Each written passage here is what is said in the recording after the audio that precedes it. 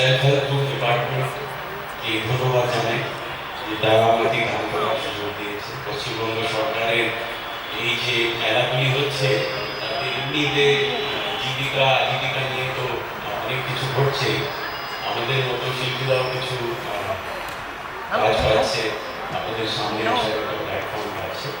তো আমি সুজাতা ঘোষ ম্যাডামকে ধন্যবাদ জানাচ্ছি এবং কমপ্লিমেন্ট করছি যে প্রত্যেক বছর আমি যে 3 বছর এই মেলায় আসছি, কন্টিনিউয়াস ইমপ্রুভমেন্ট হচ্ছে। এখানকার পরিকাঠামো, লেআউট এবং সব কিছুতেই একটা সামগ্রিক উন্নয়নের ছবি দেখা যাচ্ছে। অসংখ্য ধন্যবাদ।